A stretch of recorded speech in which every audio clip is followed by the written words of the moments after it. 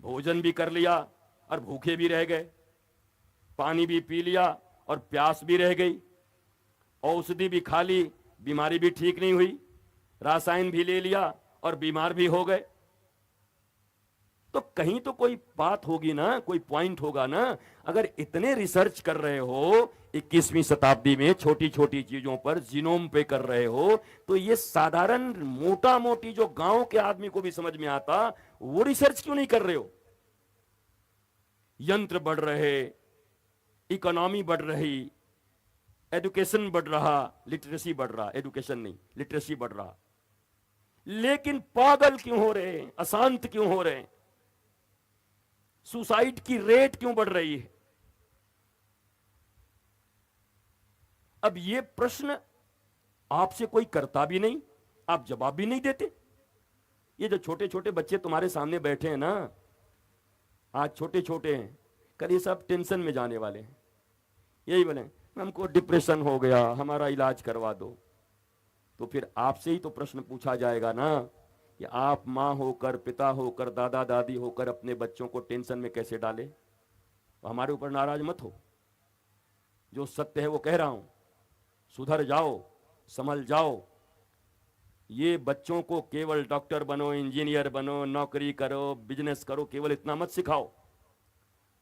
उनको संस्कार देते हुए ये विद्या दो, मना नहीं कर रहा हूं, पर पहले संस्कार दो। और जिनकी कथा सुनने बैठे हो, उनके जीवन में इतने डिप्रेशन के क्षण आए हनुमान जी के। वाल्मीकि रामायण में लिखा है ब्रिजभूषण बाबू कि जब गए हनुमान जी और ढूंढा जानकी जी को, नहीं मिली, चारों तरफ देख रहे हैं ये वो, तो एक बार तो हनुमान जी के मन में आ गया कि जो शरीर राम जी के काम में नहीं लगा, अब इस शरीर को नष्ट कर देते हैं समुद्र में डुबाकर। ऐसी भावना हनुमान जी के भीतर आ गई। इतने विराट क्या सचमुच आया होगा? पर वो लीला ही करके हमें बता रहे हैं कि महावीर विक्रम बजरंगी के भी जीवन में ऐसे क्षण आ सकते हैं जब लगता है कि शांति की खोज में आए हैं। सीता जी कौन है? भक्ति। सीता जी कौन है? शांति। जब शांति और भक्ति ने परमात्मा का साथ छोड़कर सोने की तरफ ध्यान दिया, गोल्ड, इकोनॉमी, परमात्मा सामने खड़ा है और शांति क्या ढूंढ रही? सोना। ठाकुर जी जा रहे हैं तो लक्ष्मण जी को कह के जा रहे हैं, सुनो लक्ष्मण, तुम जीवाचार्य हो। अब जानकी जी ने पहली बार हमसे कुछ मांगा है, हम इनकार तो कर नहीं सकते। हालांकि इन्हें भी पता है कि सोने का मृग नहीं होता, मुझे भी पता है कि सोने का मृग नहीं होता। हमने आपको परसों ही बताया था कि जब सीता हरण हो गया और सती रूप बदल करके आई, सीता का रूप लेकर के आई, तो राम जी ने क्या कहा? अरे माते, अकेली कहां घूम रही हो? बैल वाले बाबा को कहां छोड़ दिया? आजकल जंगल की हालत ठीक नहीं है, जानकी जी का अपहरण हो चुका है, अकेले मत घूमा करो। तो सती जी खड़ी हो गई, सीता का स्वरूप बनाकर आई, और अंतर्यामी भगवान उनको पहचानते हैं। तो क्या मारीच बनकर के आया है मृग, और सोने का मृग नहीं होता? इतनी विवेचना करने का क्या, इतनी प्रज्ञा, इतना प्रबोध भगवान राम के पास नहीं है? है। ये सारी लीलाएं इसलिए बनाई गई कि हमें आपको क्या मैसेज देना चाहते थे? एक पैसेज देना चाहते हैं, गलियारा, जिससे निकलकर हम लक्ष्य की ओर बढ़ पाएं। मैसेज इतना ही था सीता हरण का, ध्यान से सुन लो। आज भगवान को छोड़ करके सीता जी स्वर्ण के पीछे गईं, तो भगवान ने जीवाचार्य लक्ष्मण को, जीवों के आचार्य लक्ष्मण जी हैं, शेष को आचार्य कहते हैं, उन्होंने कहा मैं तो जा रहा हूं, क्योंकि मेरा त्याग किया भी जानकी जी ने, मुझे दूर भेज रही हैं सोने के कारण, पर आप तो आचार्य हो, भक्ति की रक्षा करना, शांति की रक्षा करना। लक्ष्मण जी रहे। वाल्मीकि रामायण में लिखा हुआ स्पष्ट रूप से, वाल्मीकि जी लिखते हैं, माता जानकी जी वो भी तो लीला ही कर रही हैं, प्रभु लीला कर रहे हैं। इनके लीला को देख करके ये मत पूछो कि ऐसा क्यों किया वैसा क्यों किया, हम लोगों के लिए किया। और हम इतने मूर्ख हैं कि पूछते हैं छोड़ कैसे दिया राम जी ने, कैसे जानकी जी का त्याग कर दिया, जानकी जी कैसे सोने के पीछे चल गईं। ये बस मैसेज दे रही हैं कि मैं जगदम्बा हूं, मेरे पति भगवान श्री राम साक्षात परमात्मा हैं। पर मेरी भी दृष्टि जब इनको छोड़ करके स्वर्ण की तरफ गई, केवल इकोनॉमी की तरफ गई, बाप बड़ा ना भैया सबसे बड़ा रुपया की तरफ गई, तो मैं तो गई, पर जीवाचार्य लक्ष्मण जी को शांति और भक्ति की रक्षा के लिए छोड़ गए। पर जानकी जी ने ऐसे कठोर शब्द बोले, वाल्मीकि रामायण का वो सर्ग साधारण व्यक्ति को पढ़ना भी नहीं चाहिए। इतनी कठोर भाषा बोली लखनलाल जी को, जीवाचार्य को। लखनलाल जी आंखों में अश्रु लेकर चले गए। ठीक है, कहा उन्होंने, आप तो स्वयं जगदम्बा हो, आप तो जानते हो परमात्मा है, उनको कौन मार सकता है। वहां वही दुष्ट चिल्ला रहा है, वो भैया की आवाज बना के बोल रहा है। पर जानकी जी ने बहुत कठोर शब्द बोले, अच्छा तुम जाना नहीं चाहते, अपने भाई को बचाना नहीं चाहते, सेवा तो बहुत कर रहे थे। तो लक्ष्मण जी प्रणाम करके चले गए। यद्यपि वाल्मीकि रामायण में कहीं भी लक्ष्मण रेखा का वर्णन नहीं है, गोस्वामी तुलसीदास जी ने लक्ष्मण रेखा का वर्णन किया है, वाल्मीकि में नहीं है।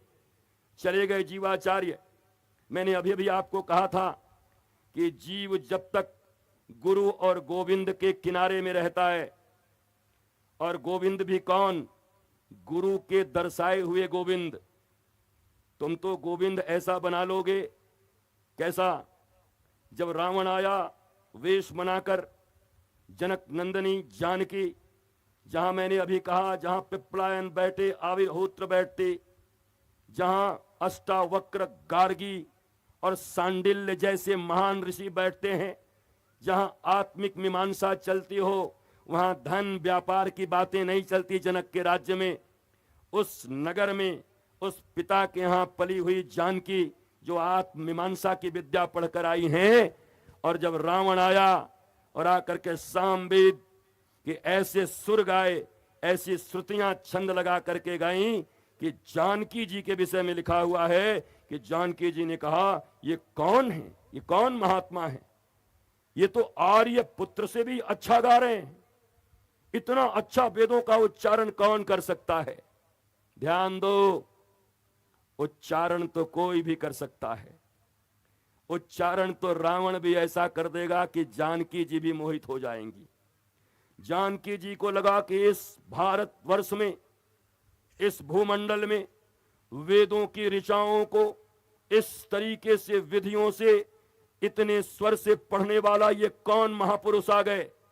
और रावण के उसी वेद के ऋचाओं के वाणियों पर मोहित होकर जानकी जी बाहर आ गईं और रावण हरण करके ले गया। आज जानकी जी जो शांति और भक्ति की स्वरूप हैं, तुम्हारे भीतर की शांति का अपहरण भी ऐसे मोह और अहंकार रूपी और बहुरूपीय रावण करके ले गए हैं। आज तुम्हारे हृदयों में शांति नहीं है, भक्ति नहीं है।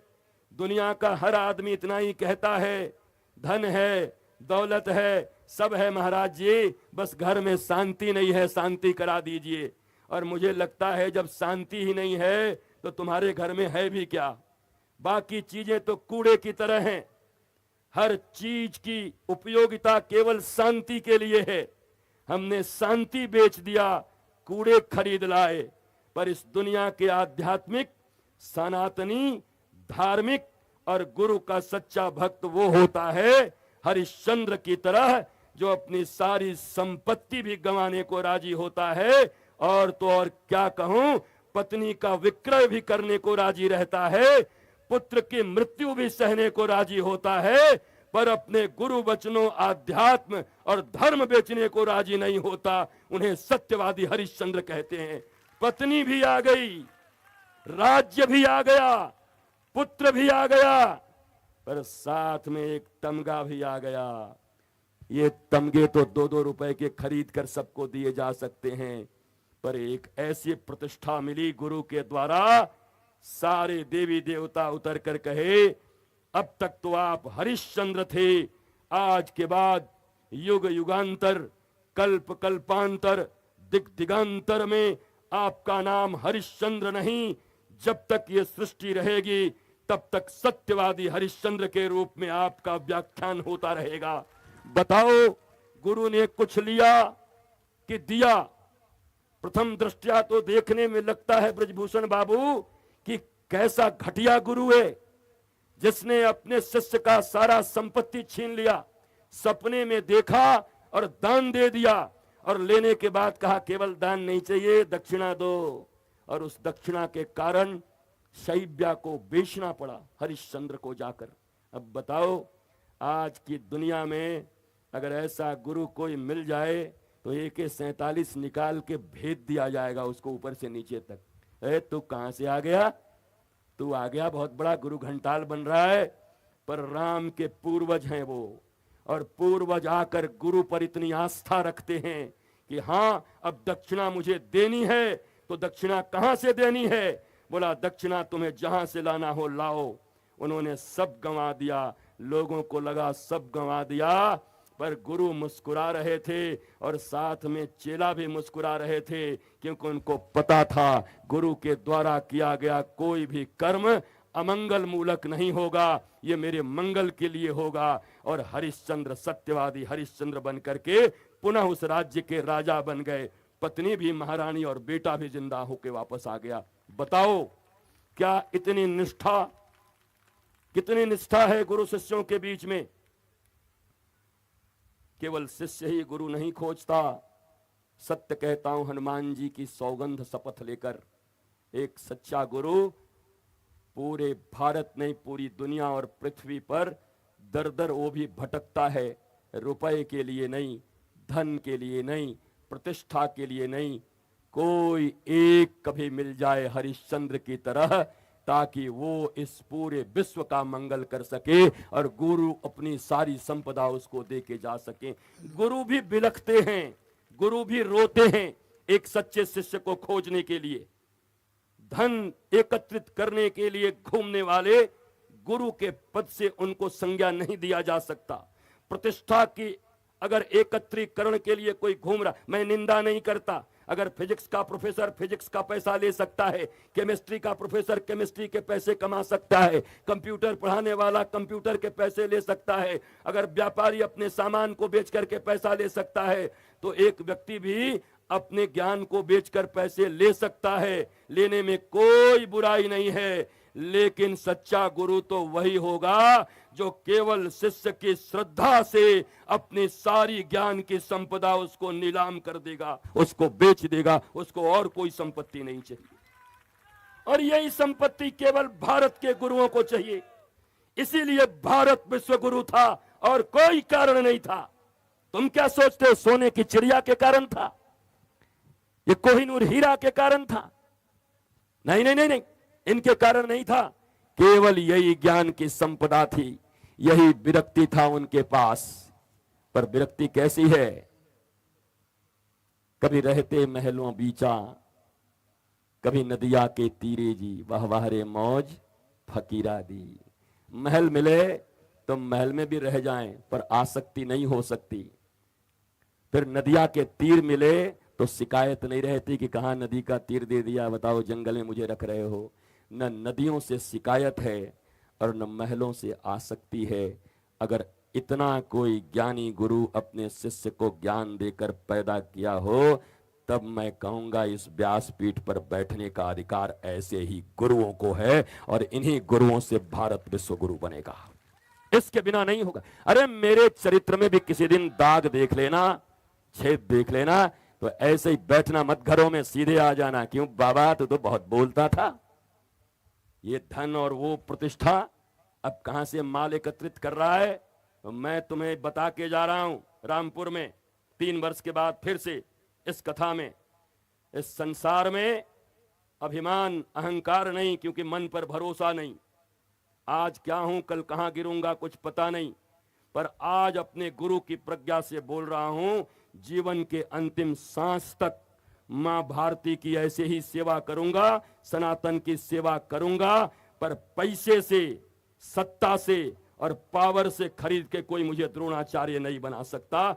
मैं सत्ता अगर सही है, सत्ता अगर राम की है तो चरणों में रहेंगे। प्रभु राम अगर राजा हो तो कौन संत होगा जो प्रभु राम के चरणों में न रहें। पर अगर सत्ता रावण की हो और सोने के लोभ में जो जाकर के चिरौरी करें, वो भारत का गुरु नहीं हो सकता, वो संत नहीं हो सकता। सदा धर्म के पक्ष में खड़ा होना है। और गुरु अगर इस बात की, अगर संत इस बात को अपने हृदय में लेकर बैठ गए तो इतनी ही जिम्मेवारी उनके पास है, इसके बाद की जिम्मेवारी उनकी नहीं। इतना जिम्मेवारी संतों का है और बाकी की जिम्मेवारी आपकी है। कल भी कहा था और आज कहकर विश्राम देता हूं, स्कूल सरकारी है, अस्पताल सरकारी है, पंचायत भवन सरकारी है, पर क्या बच्चे भी सरकारी हैं? बच्चे किसके हैं? बोलो। तो सरकारी बच्चों की तरह क्यों लालन पालन कर रहे हो? वो तुम्हारे हैं जिगर के टुकड़े, भारत के हैं वो, प्रभु राम की संतानें हैं ये, छत्रपति शिवाजी और महाराणा प्रताप की संतानें हैं ये। और आज यहां से बोल देता हूं, राणा सांगा की संतानें हैं ये। विकृत इतिहासों को नहीं मानते हम। गुलाम बना के रखा और विकृत इतिहास लिख करके बदनाम करते हो। हमें अपने अधीन रख करके हमारे पूर्वजों, हमारे श्रेष्ठ वीरों और उन महापुरुषों को नकली इतिहास, रोमिला थापर के इतिहास से तुम बदनाम करोगे। खंडहर बता रहा है इमारत बुलंद रही होगी। महाराणा प्रताप की वंशज और रघुकुल के वंशजों के आन बान शान और भारत के प्रति और सनातन के प्रति प्रेम ये बता रहा है कि राणा सांगा कैसे रहे होंगे। हम तुम्हारी बात मानने वाले नहीं हैं, कभी नहीं मानेंगे। और ये सब बात बोलने में दबना भी नहीं चाहिए। महाराज जी व्यासपीठ से राजनीति की बातें, राजनीति अगर नहीं सुधरी, राजनीति में धर्म का समावेश नहीं हुआ तो कुछ ही दिन के बाद गड़ जाओगे इसी भारत में, आखिरी किल गाड़ दिए जाएंगे। अरे राजनीति भी मनुष्यों के लिए है और धर्म भी मनुष्यों के लिए है। राजनीति में अगर विकृति आई तब भी तुम बर्बाद होगे, और धर्म पीठ में अगर विकृति आई तब भी तुम बर्बाद होगे। इसलिए जरूरी है कि धर्म पीठ भी सुसंस्कृति के साथ अपने विकृति को मिटाते हुए और ऐसे जांबाज, जिसको कहते हैं योद्धा, वीर, रघुकुल शिरोमणि और ऐसे महापुरुष के वंशजों को आगे आना चाहिए और आकर कहना चाहिए कि इस राजनीति के माध्यम से अन्याय के ऊपर दंड के द्वारा हम इस समाज में शांति और प्रेम की स्थापना करेंगे। पर हे गुरुदेव, अगर मेरे कदम कभी बहक जाएं तो अपने धर्म दंड से मेरे माथे पर रख करके मेरे कदम को आप रोक लेना और धर्म पथ पर चला देना। ये अगर हुआ तो भारत बचेगा, और नहीं तो भय में दोनों रह जाएंगे। राजनीति वाले राजनीति के तरफ और धर्म वाले धर्म की तरफ अपने दंड लेके घूमते रह जाएंगे। और फिर क्या होगा आपको अनुमान लग सकता है। जो हम बोल रहे हैं वो अनुमान होने में मैंने कल ही कहा, वीर अब्दुल हमीद, APJ अब्दुल कलाम आजाद, रसखान, हम तो इनको मानते हैं, प्रेम करते हैं। इनके नाम से गलियां बनवाओ, इनके नाम से बिल्डिंगें बनाओ। अपने देश के जो पूर्वज हैं, श्रेष्ठ भारत के लिए जिए। हम हिंदू मुसलमान नहीं कर रहे, लेकिन क्या तुम अपने राष्ट्र के गौरव को समाप्त कर दोगे? भारतीयता को समाप्त कर दोगे? सनातन सिमटते सिमटते सिमटते इतना हो गया छोटा, कई राज्य तुम्हारे हाथ में नहीं हैं, कई स्थान तुम्हारे जिले में तुम्हारे हाथ में नहीं है। हम चाहते हैं कि भारत में सनातन पद्धति के अनुसार शिक्षा नीति बनाई जाए, क्योंकि भारत में रहने वाले 140 करोड़ लोग उपासना पद्धति चाहे कुछ भी हो, वो हैं तो सनातनी ही, 140 करोड़ ही सनातनी हैं। उपासना पद्धति अलग है, और जो अपने आप को सनातनी नहीं कहता वो भारतीय नहीं हो सकता, क्योंकि ये संस्कृति है यहाँ की। इस संस्कृति से बाहर कैसे जाओगे? इसलिए यहां कोई भेदभाव की बात नहीं है। सत्य कहने से डरोगे तो अपने घर में इन छोटे छोटे बच्चों को बांग्लादेश और अभी मुर्शिदाबाद की तरह बनाने के लिए तैयार हो जाना, मालदा की तरह। शर्माता है बोलने में, सच लज्जा आती है। महाराज जी व्यासपीठ से जैसे कि ये सब बात बोलना चाहिए कि नहीं बोलना चाहिए, तो क्या बोलना चाहिए? भगवान राम के जीवन में, दशरथ जी के जीवन में कोई भी क्षण आता है तो क्या वशिष्ठ जी उससे दूर रहते हैं? कुलगुरु दूर रहते हैं? क्या वो राजनीतिक गतिविधियों में आकर के वार्ता नहीं करते? क्या समाधान नहीं निकालते? ये भारतीयों के भीतर में इंफीरियरिटी कॉम्प्लेक्स भर दिया गया कि तुम धार्मिक हो तो राजनीति की बातें मत करना, बर्बाद करने का पूरा उपाय कर दिया तुमको। तुम अगर सच्चे धार्मिक हो तो भारत में राजनीति धर्म प्रधान होनी चाहिए। इसके लिए तुम्हें प्रयास करना ही होगा, और ये प्रयास ही इस देश को बचाएगा। तुम कह रहे हो मत बचाओ, कहां पंथ निरपेक्ष था, उसको धर्म निरपेक्ष बना दिया आपने। धर्म निरपेक्ष मतलब धर्म शून्य नहीं हो सकता भारत। भारत धर्म प्रधान था, धर्म प्रधान है, और रामपुर की भूमि से उद्घोषणा करो कि भारत धर्म प्रधान ही रहेगा, सनातन धर्म प्रधान भारत रहेगा। इसी भारत का निर्माण होगा, और इसी में सबका मंगल है, और इसी में सबका कल्याण है। इसलिए व्यासपीठ से ये बातें होनी चाहिए, मर्यादित, धर्मानुकूल, पर द्रोणाचार्य की तरह माल लेके नहीं बदलना चाहिए। कृष्ण एक तरफ खड़े हैं, धर्म संस्थापनार्थाय संभवामि युगे युगे। राम कृष्ण दो एक हैं, अंतर नहीं निमेष। उनके नयन गंभीर हैं और इनके चपल विशेष हैं, तो दोनों एक ही। भगवान कृष्ण धर्म की स्थापना करने आए हैं, और द्रोणाचार्य क्या कह रहे हैं? हम तो हस्तिनापुर से अपॉइंटेड हैं, राजगुरु हैं, तो हम तो उन्हीं लोगों के पक्ष में रहेंगे ना। तो श्री कृष्ण कहे कि रहिए, बीच युद्ध में ऐसा मरवाएंगे कि नजर नहीं आइएगा, हैं? हमारे बारे में ऐसा मत बोलिए। बोले जाइए। अच्छा भीष्म पितामह जी, आपसे पूछ रहा हूं, आप भी वचन ही निभाएंगे कि धर्म निभाएंगे? समकालीन वचन पिता के लिए उपयुक्त वही धर्म था, पर इस समाज में लोक धर्म और परम धर्म में अंतर होता है। श्रीमद् भागवत बड़ी अच्छी बात कहती है इसके लिए। धर्मम भजस्व सततम त्यज्य लोक धर्मान सेवस्य साधु पुरुषान जहि काम तृष्णाम अन्यस्य दोष गुण चिंतन मास मुक्तवा सेवा कथा रसमहो नितराम पिबत्वम। कहा सुनो, जब परम धर्म की बात आए तो लाखों लोक धर्म का त्याग कर देना। लोक धर्म तब तक पालनीय है जब तक परम धर्म पे खतरे ना आए हों, जब तक परम धर्म न छूट रहे हों। लेकिन जब एक तरफ परम धर्म खड़ा हो जाए, परम एब्सोल्यूट, और एक तरफ लोक धर्म खड़ा हो जाए, व्यवहारिक धर्म, तो इन दोनों में किसका पालन करोगे? परम धर्म श्री कृष्ण हैं, धर्म स्थापना के लिए आए हुए हैं,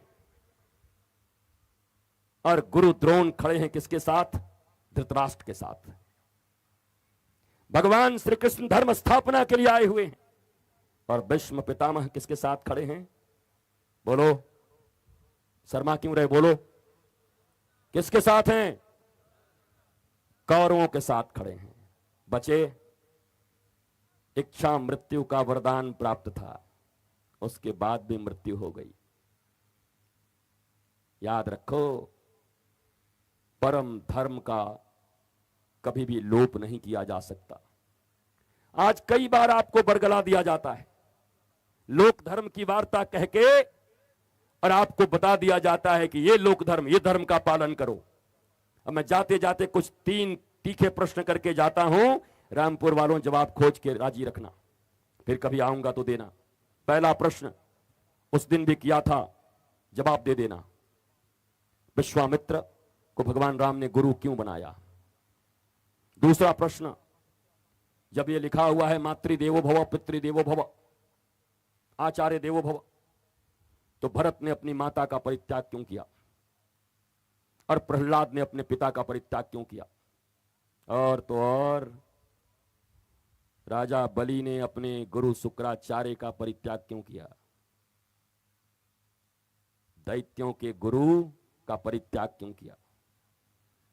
ये 3 प्रश्न हैं।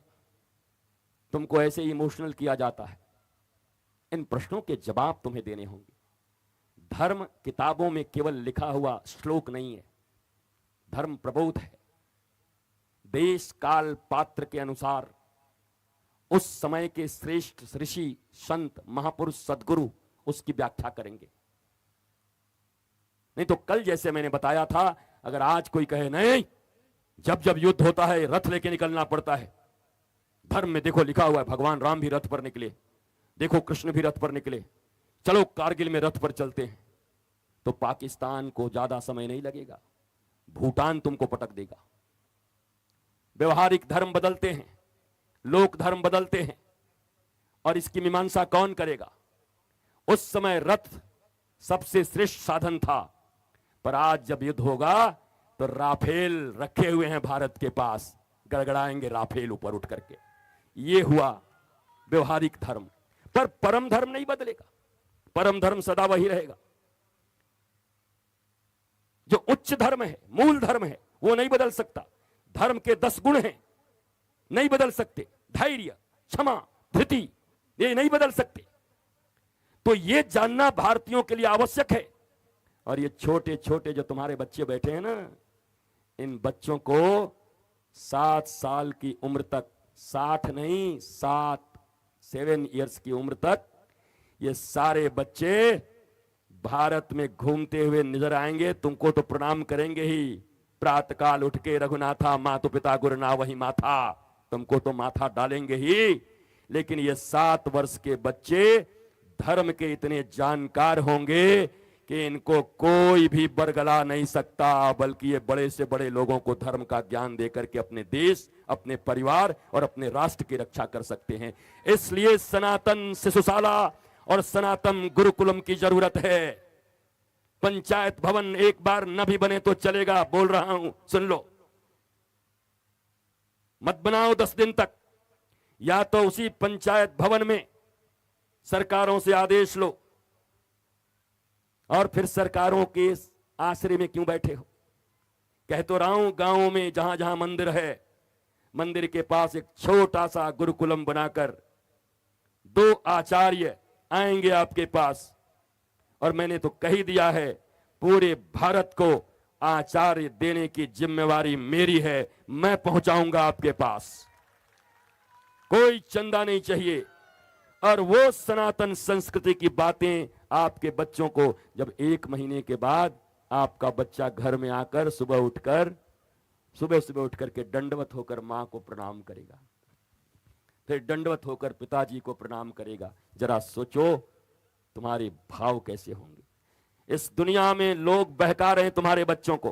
तुम कहते हो ना बहक गया, दोस्तों ने बहका दिया। अरे 7 साल की आयु में जिन्हें परम धर्म का ज्ञान दे दिया जाएगा, मदालसा ने जैसे अपने बेटे अलर्क को दे दिया था, तो तुम कह रहे हो इनको बहकाने के लिए। इस दुनिया में जब ध्रुव जा रहे थे भगवान का दर्शन करने के लिए, तो नारद जी आए और नारद जी ने विभिन्न विकट सिंह इत्यादि को प्रकट किया, भागो भागो शेर आ गया, और खुद कह के चले गए पेड़ पर। तो ध्रुव ने कहा, महाराज आप तो गुरु जी हैं ना, हम तो सोचे आप दीक्षा दोगे। सुन लो मेरे गुरुदेव, भावी गुरुदेव, अभी गुरु बनाया नहीं था, लेकिन भगवान ने भेजा था नारद जी को, जाओ निगुरा है, पहले दीक्षा दे दो तब तो हम मिलेंगे। तो कहा उस बालक ने, सुनो गुरुदेव, जो व्यक्ति शेर के डर से, हिंसक जीवों के डर से हरि प्राप्ति की आशा छोड़ दे और धर्म पथ छोड़ दे, उसको तो शेर के गाल में समा ही जाना चाहिए, मर जाना ही उचित है। मैं ध्रुव हूं, कोई शेर बाघ मुझे नहीं रोक सकता। अगर कुछ दे सकते हो तो वो मंत्र दे दो जिससे मुझे मनमोहन मिल जाए, जिससे मुझे हरि का दर्शन हो जाए। इतनी निष्ठा चाहिए आपके बच्चों को, ऐसे निष्ठावान होंगे। अब जरा सोचो, तुम्हारे बच्चे बच्चियों को जो लोग भटका के ले जाते हैं, जिनको नारद जी नहीं भटका पाए, उनको ये 2 कौड़ी के लोग भटका पाएंगे? पर क्यों भटका रहे हैं और बाद में क्यों रो रहे हो? किस लिए रो रहे हो? जब समय था तब उनको वो संस्कार क्यों नहीं देते? बच्चे तुम्हारे हैं, अपने बच्चों के लिए आर्थिक संपत्ति रखो, घर बनाओ, लेकिन उससे पहले संस्कार दो। बिना संस्कार के कुछ नहीं होगा। मकान पे मकान, दुकान पे दुकान, 1 मकान, 2 मकान, 5 मकान, 17 दुकान, 27 मकान, 28 दुकान, उसके बाद सीधा स्मशान। बीच में कोई जगह ही नहीं है। उसके बीच में भी कोई जगह है, संस्कार देने हैं। मुझे पूरा विश्वास है कि रामपुर की धरती पर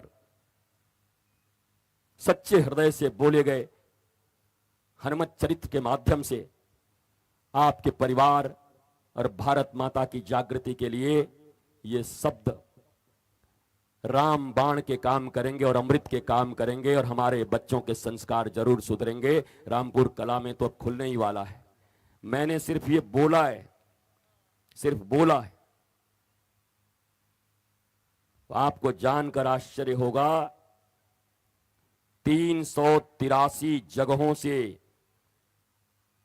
383 जगहों से सनातन शिशुशाला खुलने के लिए सारी व्यवस्था करके आवेदन लग गए आनंदम धाम में कि भारत में 383 जगहों पर एक दिनों में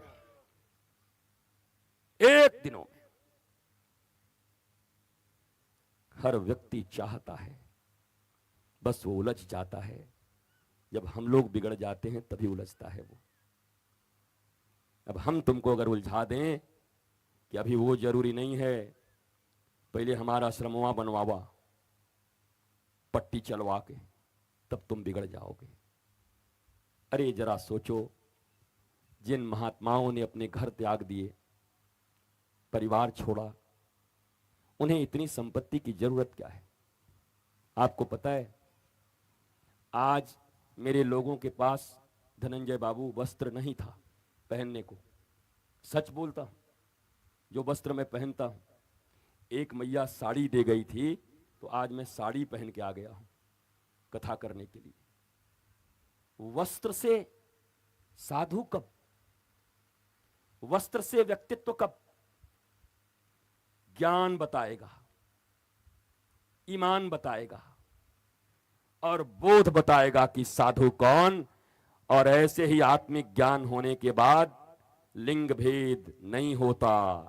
स्त्रीलिंग और पुल्लिंग जब तक देह भाव में है तब तक हैं। जो आत्म भाव में आया उसके लिए तो जब कण कण में भगवान है तो सब में ईश्वर का दर्शन नहीं करता होगा। आशीष, तुम्हारी बदनामी नहीं है, तुम मत बोलो कि कपड़ा नहीं दिए। हमारे लायक वस्त्र नहीं था हम जो पहनते हैं। तो इतनी सुंदर हमको मैया ने कोई दिया होगा, तो अब तो देखो कितना बढ़िया चुंदरी है ये, इससे बढ़िया क्या हो सकता है। और हमने सुना था कि हनुमान जी ने माता सीता के माथे पर वो सिंदूर देख के कहा ये माता जी ये क्यों लगाई हो? बोला ये सुहाग है और रघुपति अजस्र काल तक, अनंत काल तक आनंदित रहें, संजीवित रहें, इसके लिए हम सिंदूर लगाती हैं। तो हनुमान जी ने पूछा बस इतना सा पूछा था। और हनुमान जी गए और क्या किया उन्होंने? कहा कि अगर इससे हमारे रघुनाथ चिरंजीवी रहेंगे, इससे रघुनाथ प्रसन्न रहेंगे और सदा लोगों की ऊपर कृपा करने के लिए अपने वरद हस्त को रखे रहेंगे, तो हनुमान जी गए, पहले तो तेल लपेटा और पूरे शरीर में सिंदूर लपेट लिया, और वो भी लाल देह लाली लसय था। आज रामपुर में हनुमत कथा का विश्राम दिवस था, तो हम भी लाल देह लाली लसय होकर के इसी वस्त्र से आ गए। कुछ तो हनुमान जी का असर चढ़े, हमारे रघुनाथ के प्रति हमारी ये भावना है, कृतज्ञता है। स्वस्थ रहिए, मस्त रहिए, आनंदित रहिए, आह्लादित रहिए। इतनी बातें काफी हैं, बाकी अब करना है। सुनने के लिए और भी समय मिलेंगे, पर करने के लिए राजी रहिए।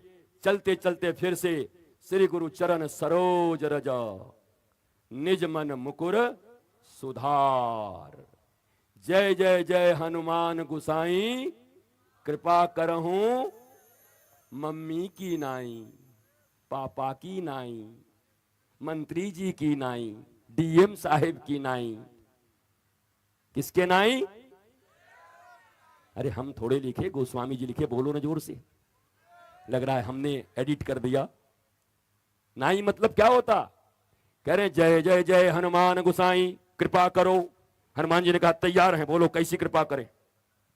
मां की तरह? बोला नहीं चलेगा। पिता की तरह? नहीं चलेगा। रिश्तेदार की तरह? नहीं चलेगा। राजा की तरह? नहीं चलेगा। मंत्री की तरह? नहीं चलेगा। तो कहा चलो राम जी की तरह। बोला नहीं चलेगा। हनुमान जी ने कहा एक गदा मारेंगे। ठाकुर जी की भी कृपा नहीं चलेगी? बोला नहीं। बोला फिर जय जय जय हनुमान गुसाई, अकृपा करहूं गुरुदेव की नाई। एक गुरु जैसे अपने शिष्य पर कृपा करता है, हे सदगुरु हनुमान जी महाराज मेरे ऊपर वही कृपा आज आप कर दो, गुरु की तरह कृपा कर दो।